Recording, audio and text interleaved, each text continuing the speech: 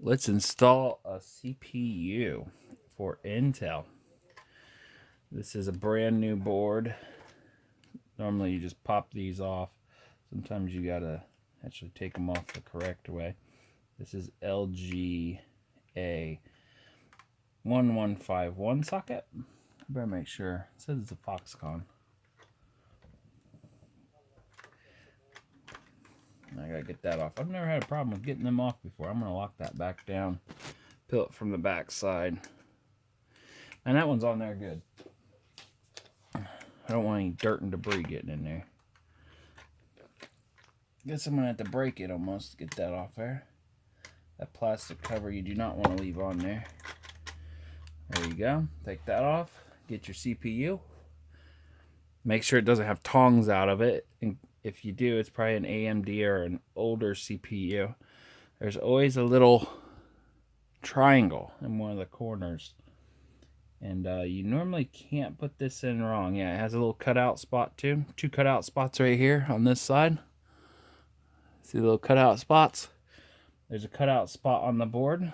My cutout spot is closest to you guys. I'm going to put that in there. Gently. And there we go. That is a really thick processor. And there we go. Fit right in there. I'm just going to close the lid on top of it. And these little have to go underneath that. And then push it forward. And you'll hear it crunch kinda. If you're really listening. I was kind of talking when it did the crunching sound. And there you go. There is that. Now we're going to install this. This is a light. Way too close. This one lights up, spins. I've never done a style like this. You put the mount on first. Or if it's AMD, this just clips right on. But we have to put a bracket on this motherboard to make it clip in. Came with a supplied bracket. That makes it so it's Intel. But I have no clue. We're going to use the grease that came with too, because I'm probably going to have this board apart a couple times. Doing thermals on it, making sure everything works before I end up selling it to someone. I'm going to put these they have little sharp edges on them. And they clip right into here. Not very easy, but there. I think I got the first one in. Yeah, don't want to go in there.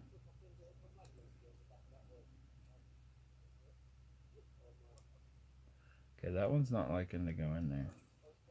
But it went that way, no problem. I'm going to put them in each hole.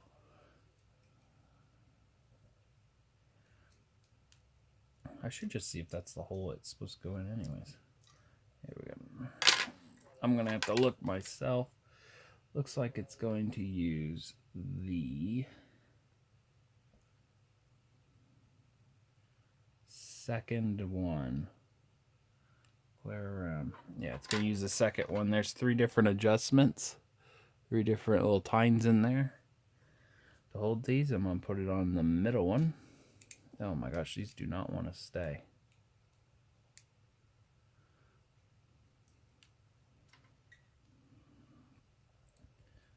It feels like a one-time use, like you push it in. Honestly, feels like it's going to be a total pain in the butt.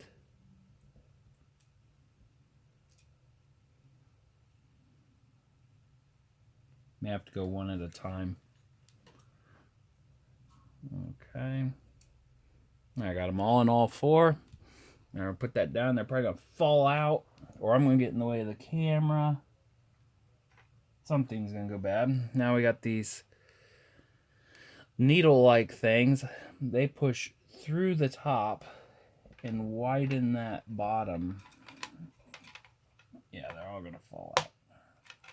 Oh, it pushes it in. It goes down like that. Yeah, it's stapled itself right in. That's nice. That worked. don't know if you guys seen that, but you just push this in, make sure it's in the right hole. Your hole should also line up. Here, we'll watch it from the bottom side. It's right there. Of course, that one didn't work like the first one. At least I know it works. See how that one popped in? It's through. Now we're trying to do this one right here, and it's...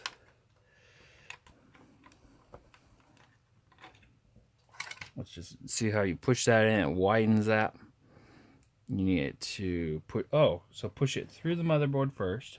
Yeah, this is a how-to video. There. Popped right through. Let's push each one through first.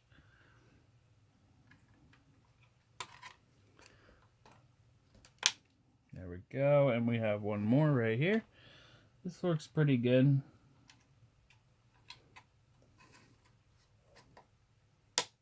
There we go. All of them are in there, and then you just push these in to make sure it does not come out.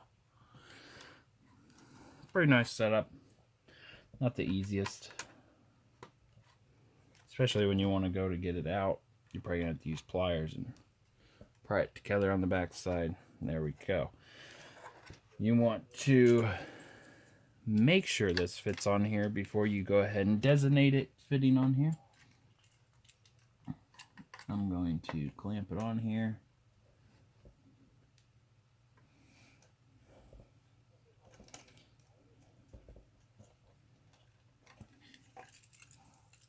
I'm going to show you guys after I know it works.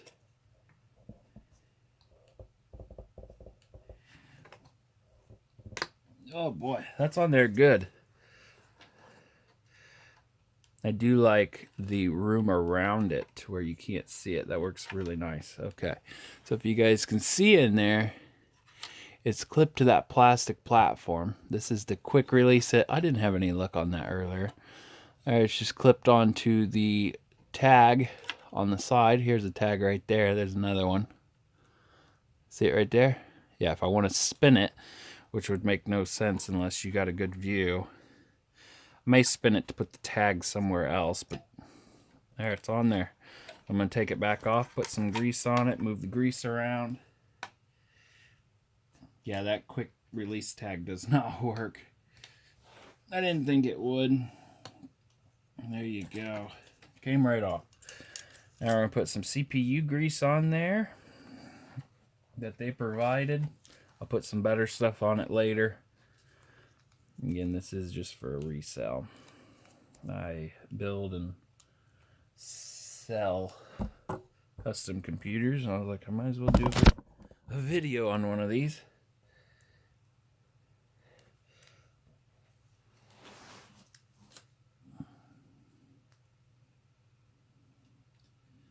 There ain't much in this. I normally put more than that on there. Now I'm going to trust that the pressure of the CPU cooler will kind of spread that around, at least for the break-in.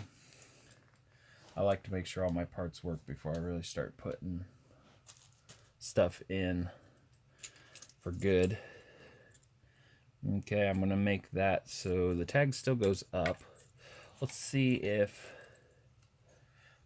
it should go to the left, because that fan can reach clear around and plug in. Okay, so that'll work perfect.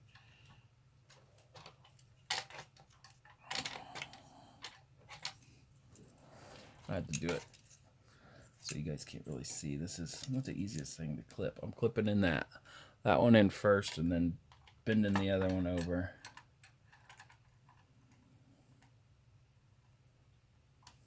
Clips right in, but to keep it in. There we go. There we go, it's in. The CPU grease squirted out. Nope, CPU grease is good. Then you move this fan around. And I may have bent that prong myself. I gotta straighten one of these prongs. One will say CPU fan. That is what you want to plug it into. CPU fan. There's normally one over here. That's another one. That's called a system fan. It is a 4-prong on this motherboard, which is pretty cool. I'm just going to wrap that around so you don't really see it underneath the CPU, and then I'm going to plug it right into there. Some motherboards won't even start if you don't. This is only a 3. When it's only a 3, you want to make sure that lines up with that little brown tag that's right there.